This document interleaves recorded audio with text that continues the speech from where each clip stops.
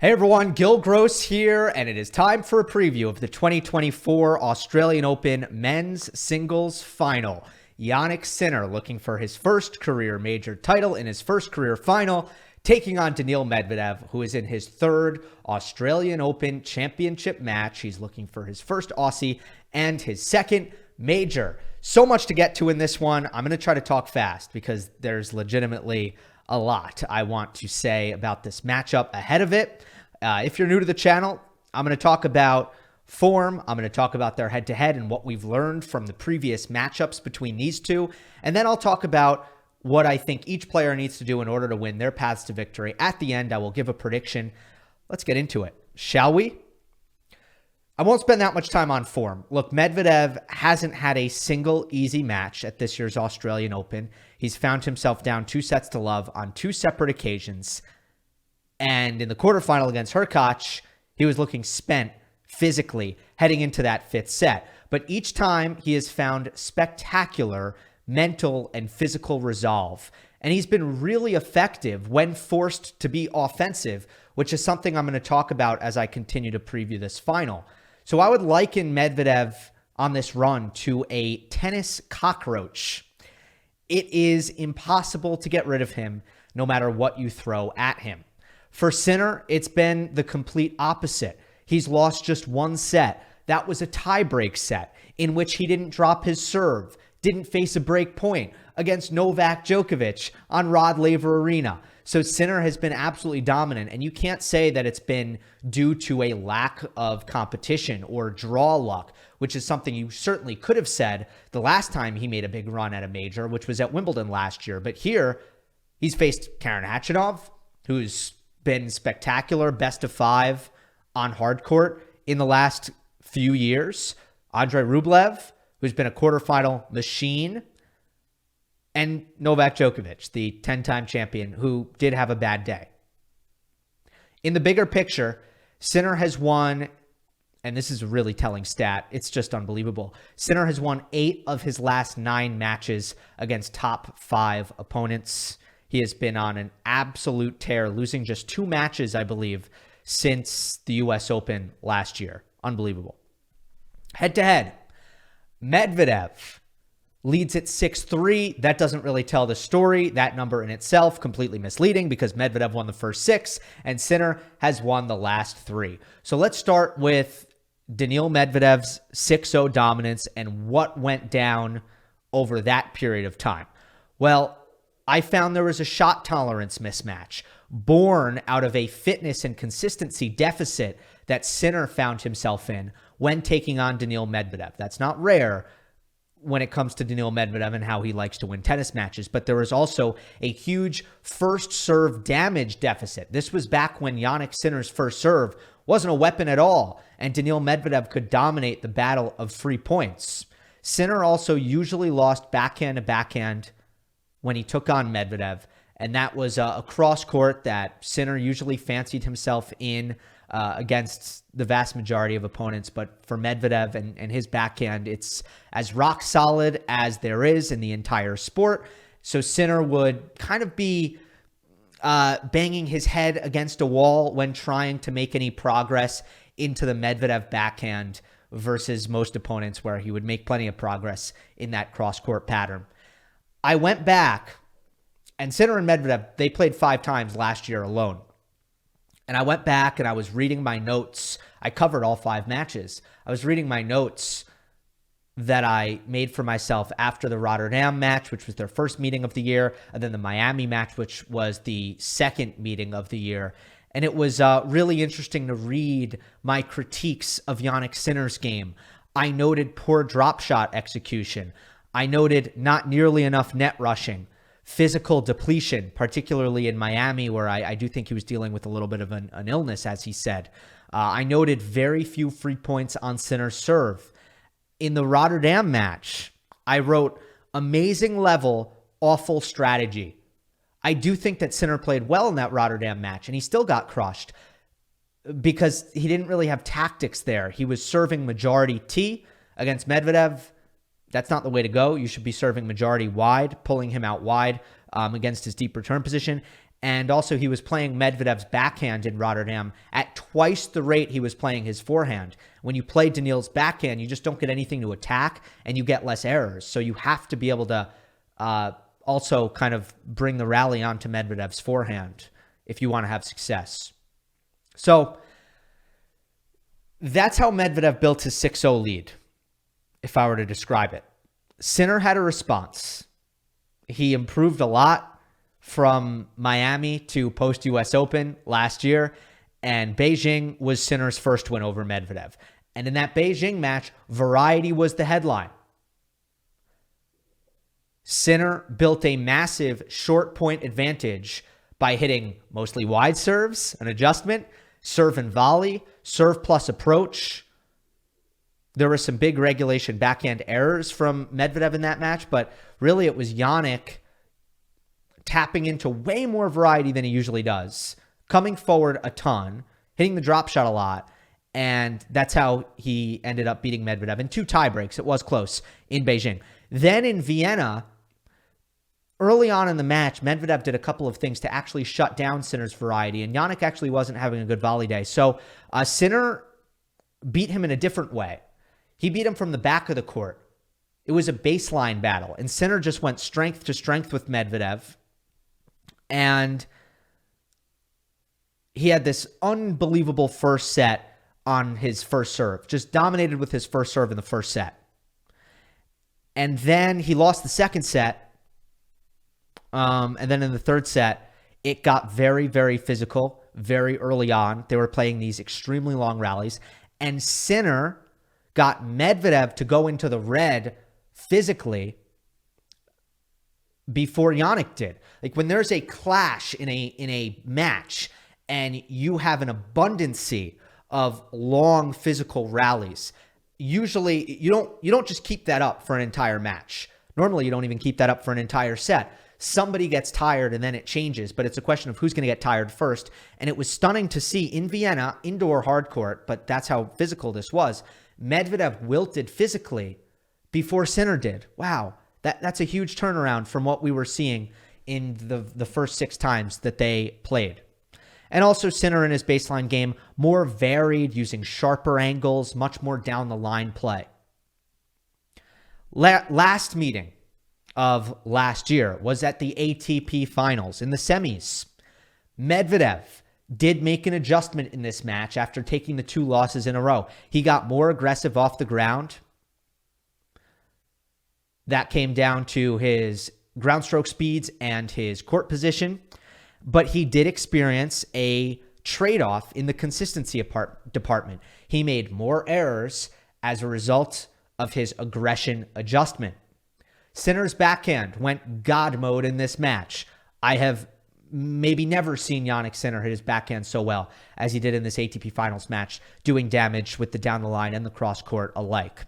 And Sinner also won a lot of points in this match, including some important ones with the drop shot.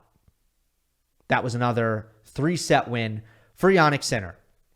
So Medvedev was asked in his press conference about how he assesses the head-to-head now that he's lost 3 in a row. And he made an argument that the matches were all very, very close and that he was tired at that time of the year mentally. And he wasn't 100% at his best. So his argument was 3 losses in a row, but it's really not as bad as it looks. And the reason I think that I'm going to win is that I think my game and my mentality, I'm in a better place now than I was a few months ago at the end of last season. It's a pretty good argument. In those 3 matches, 4 tie breaks were played and 2 deciding sets were played. So it's not like Sinner dominated those score lines. And what Medvedev is saying about being in a better place mentally now, well, that has really, really shown itself at this Australian Open, because if Medvedev wasn't really feeling strong mentally, there's no way he'd still be in the tournament. I mean, he's faced adversity after adversity after adversity, and he's been able to find a way through. You need to be very strong mentally in order to do that. So all that checks out. I also think he might be playing his cards close to the vest, and like he did when it came to his return position, heading into the Hubert Hurkacz match, where he didn't tell anybody that he was going to stand in, even though he knew he was going to stand in. So in this case, Medvedev is basically saying, I don't think I need to make a huge adjustment here. I don't know that I fully believe him. Because my argument would be, Sinner showed he can beat Medvedev in a multitude of ways over the course of those 3 matches, particularly if you compare and contrast the Beijing match to the Vienna match.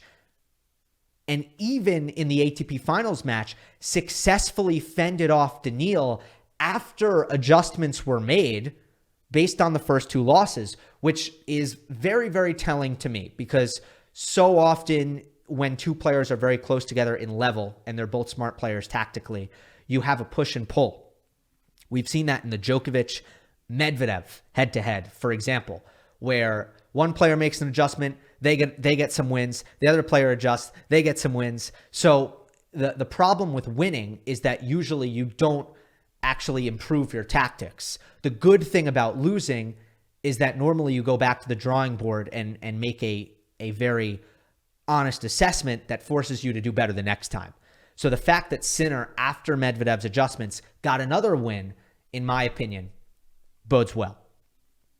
So with that in mind, let's talk about this final more specifically. And the onus is now on Medvedev to figure it out. So let's talk about what Daniil might do here. It starts with the question, will his options be limited due to fatigue? We've seen Daniil in that position in matches throughout this event, where the way he has to play is dictated by the lack of energy left in his gas tank, the lack of fuel, I should say, left in his gas tank. He spent 20 hours, 33 minutes on court throughout his 6 matches leading up to this final. So how much is that? Let's put it in historical context. Carlos Alcaraz holds the record for longest time spent on court en route to winning a major title. Well, if Medvedev is on court more than 3 hours, 7 minutes and wins this match, he will have broken Alcaraz's record. So considering that Medvedev is in this position physically, he has played really well in this event when he's tried to shorten points. And Sinner has recently found answers to Medvedev's defense which used to dominate him.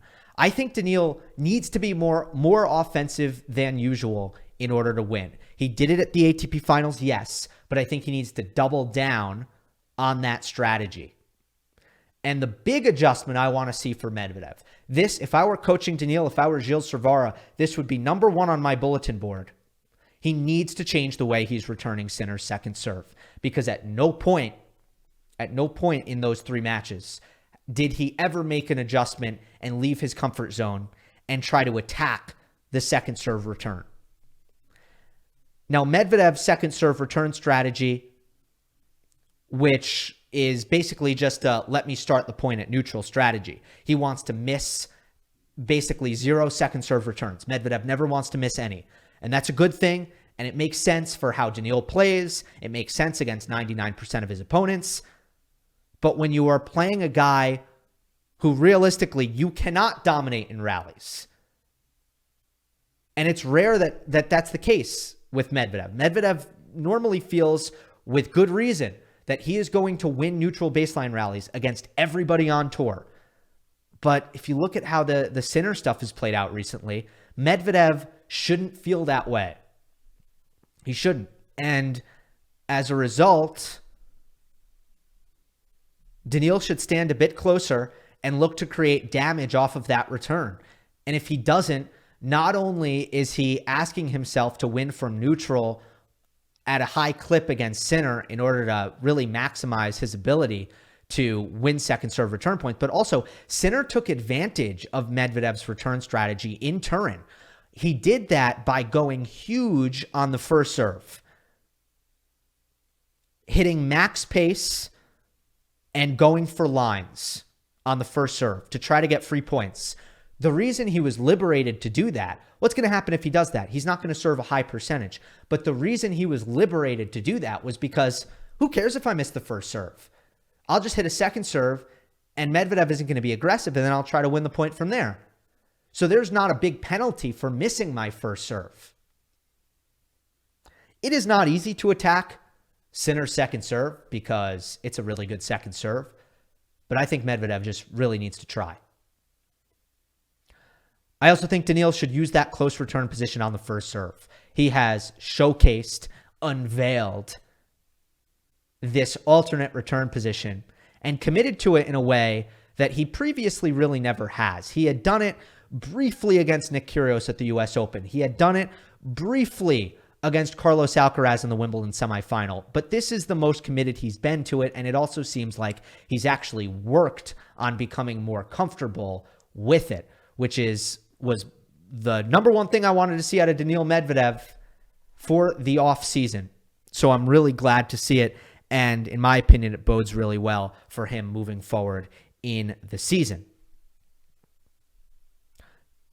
I do think he should use that close return position against Sinner because he should respect Jannik's ability to serve and volley. He should respect Jannik's ability to hit the drop shot. He should respect Jannik's ability to hit the wide serve and then the +1 approach into the open court. Sinner is great at all these things now. So Daniil needs to take those things away. He needs to be serious about taking those things away. And unlike Hurkacz and Zverev, he's not dealing with the serve. Sinner's serve is excellent, don't get me wrong. But it ain't Hurkacz, it ain't Zverev. So he's dealing with a serve that, in theory, he should be able to use the close return position against and not suffer as much in terms of not being able to catch up with the serve and missing a lot of returns. Overall, in the ground stroke game, it's the same kind of thing. I want Medvedev to back his ground stroke skill. I believe he needs to, in order to win this match, he needs to back his ground stroke skill instead of backing his defense compared to his normal default style of play, in which it's his defense, which is his plan A. It's the first way he's going to try to beat you is with his defense and consistency. I don't think he can play that game against Sinner. So for me, that looks like don't take so long to start attacking anything weak with full-blooded cuts at the ball. He needs to attack anything weak with offensive intention right away. And he already kind of did this in Miami in the year-end championship against Sinner. I think he needs to continue that. And if we're talking about Medvedev's offense from the baseline, the down-the-line shots are particularly effective because they tend to really tail away from opponents. So look out for that, the ability to hit the forehand on the line and the backhand on the line, and how difficult that ball is to defend because it stays so low, but it also has this side spin tailing action, which is very, very effective. And on top of that, I know I said ground stroke aggression, but come in off of short balls maybe. I mean, you have shown, Medvedev has shown that he can volley here at this Australian Open. When he had to do it against Hurkacz in the 5th set, when he had to do it against Zverev in the 3rd and the 4th set, he has done it, and he's done it well. So I'm not complicating this for Medvedev. My view is that Sinner is too good for Medvedev to counterpunch against. And if he doesn't inflict damage first, he's the one who is going to get hurt. I've talked about how he's executed the aggression at the Australian Open so far. It's been really, really impressive. I want to talk to you also about some Tennis Insight stats that are going to illuminate my argument for why Medvedev needs to play more aggressively to win this match. And that is the fact that Sinner has cracked the code of the Medvedev defense. He has solved it.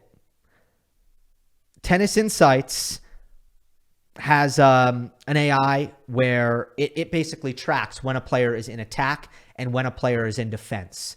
And that ability to determine that will then give you the ability to say, well, what percentage of points are won when a player is in attack?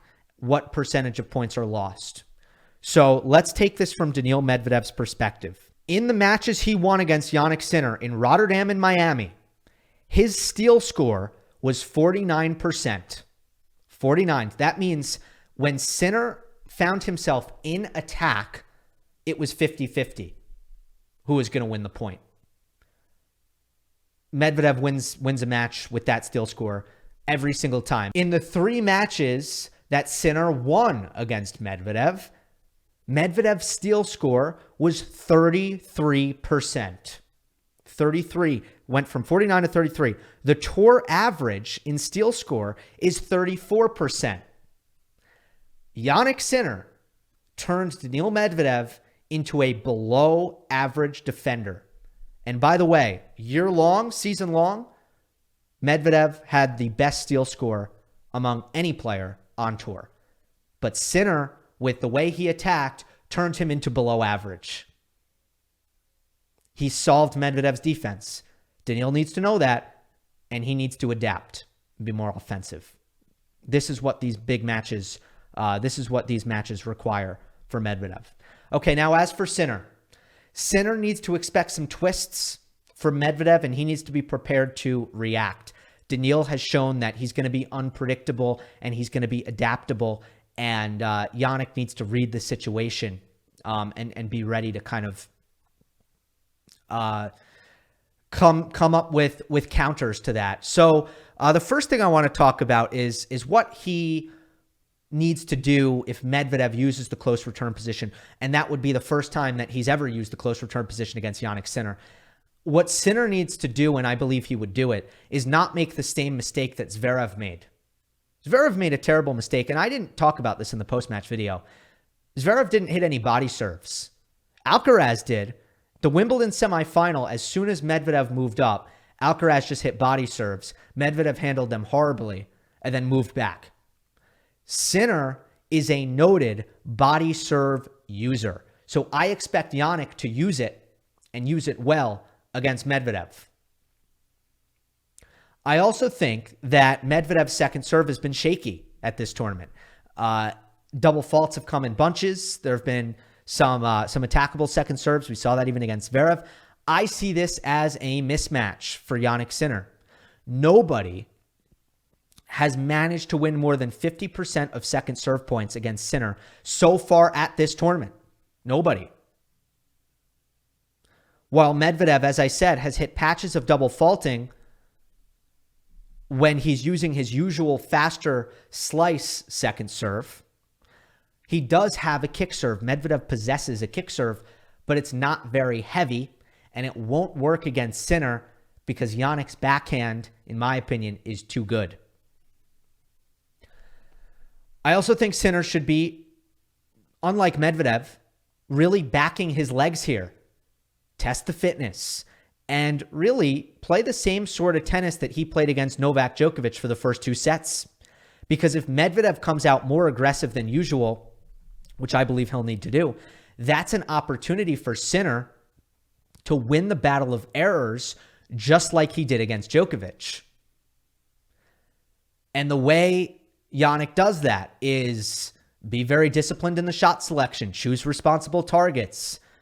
The forehand is generally the more erratic wing, but what he was doing against Novak was he was hitting with a beautiful shape and topspin on the forehand that was going to inevitably provide him a high level of consistency. I think he needs to do that against Medvedev. And I think Sinner with his defense has an opportunity to really frustrate Daniil. The end range defense that Sinner has been showcasing has been nothing short of fantastic. And if Medvedev wants to finish points easily, Sinner's defense is going to be in the way. And Daniil has been prone to overplaying, especially on the forehand, when he's facing great defenders, when he actually does want to attack. So normally Medvedev is in kind of, I'll apply pressure, but I'm not going to get too crazy looking for a finish. I'm just going to stay steady and solid. But when Medvedev decides, okay, I'm really going to try to force the issue, I'm going to press here with my forehand. We have seen in the past, and he's gotten much better at it, granted, but we have seen in the past that he will make more errors naturally when he looks to do that. So that's what I think Sinner needs to do if Medvedev looks to really jump on him and play offensively. But if we don't see Medvedev innovate and he plays typical Medi tennis, which he might do if he's feeling good in the legs, now we're talking about Sinner having more chances to dictate. And the key in that case is going to be that he uses his creativity and all-court game to make opportunities and convert opportunities for himself. That means serve and volley against deep return position. By the way, did you notice the one time Djokovic moved back his return position in the semis once and Sinner served and volleyed right away? That's a guy who's paying attention. That's a tactically astute player in Jannik Sinner. So serve and volley against the deep return position. Use the backhand slice to bring Medvedev inside the court and then hit power, big power on the next ball. Lots of drop shot approach shots. Really important against Medvedev because he's going to fall back when he thinks that Sinner has an opportunity to attack a short ball. That's what I think Sinner needs to do. He needs to feel it out. It could go a couple of different ways. And that brings me to my prediction. I think Sinner has more options. He has more ways to win. And let's face it, I've only seen Sinner lose a couple of times in the last several months. And the one time he really did lose in a very meaningful way in a big match was, in my opinion, the performance of the year by Novak Djokovic in conditions that are wonderful for Novak Djokovic. So, yeah, I'm kind of forgetting how Jannik Sinner loses matches right now. And I imagine he's kind of forgotten that too. And I think this form and this confidence overrides any concerns about nerves, because this is a guy playing his first major final against someone in Daniil Medvedev who has plenty of experience and, crucially, has the one that he won under his belt, because it's a lot more pressure going for number one than it is going for number two. There's no doubt about that. I don't think, at this point, I expect tension to be a factor, but not an overwhelming factor, because Sinner, in my opinion, is just too confident to let the nerves hijack him.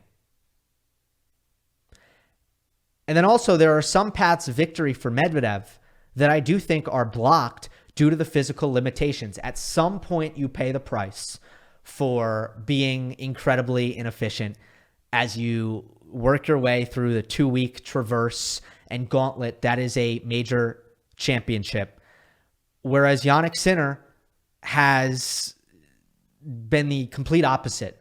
He's going to be 100% heading into this final, and I'm not sure that Medvedev will be that way. And even if both were 100%, I still think that Jannik Sinner would have a great chance to win. So my pick is Jannik Sinner in 4 sets. Enjoy the match, everybody. Hope you enjoyed. Don't forget to subscribe. I'll see you next time.